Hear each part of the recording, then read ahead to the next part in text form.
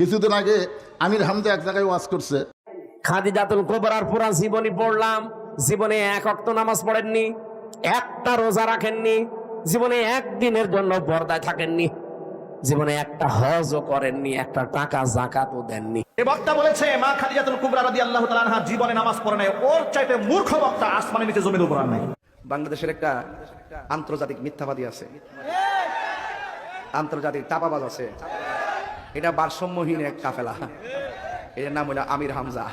যে মা খাদিজা এক ওয়াক্ত নামাজ পড়েনি, মা খাদিজা একটা রোজাও করেনি, মা খাদিজা একদিনও পর্দার মধ্যে ছিল না, মা খাদিজা হজও করেনি, একটা টাকা যাকাতও দেয়নি, তারপরও আল্লাহ তাআলা তাকে সালাম দিয়েছে, বেহেশতের মধ্যে আল্লাহ একটা ঘর বানিয়ে দিছে।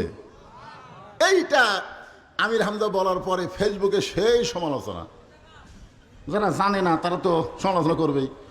এখন কতগুলো ফেসবুক মুক্তি হচ্ছে, জোরে কোন কথা ঠিক কিনা? এখন এইটা দেখে কেড়ে খাদিজার শানে এরকম বেয়াদবিমূলক উচ্চারণ করলো। আসলে মা খাদিজা কখন মারা গেছে আপনারা তো জানা লাগবে। আল্লাহ রাসূল যে মেরাজ করেছেন, মেরাজ করার কিছুদিন আগে মা খাদিজা দুনিয়া থেকে বিদায় নিচ্ছে।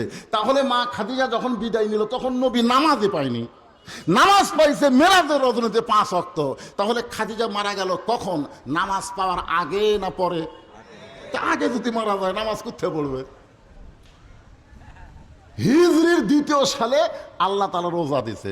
নবী মক্কা থেকে মদিনায় হিজরত করার 2 বছর পরে আল্লাহ রোজা ফরজ করেছে। এখন আপনারা বলেন, খাদিজা যখন মারা গেল তার কত বছর পরে?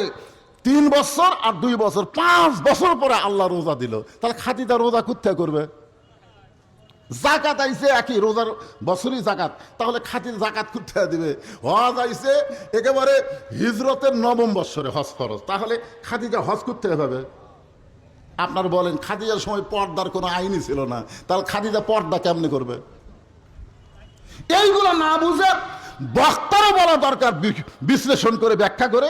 বক্তা হয়তো পরে ব্যাখ্যা করেছে, কিন্তু ওই ব্যাখ্যা পর্যন্ত যায়নি, ওটা আবার ইউটিউবের কাটিং করে ছাড়ে দিয়েছে। কি করে ছাড়া দিয়েছে? কাটিং করে ছাড়া দিয়েছে। আর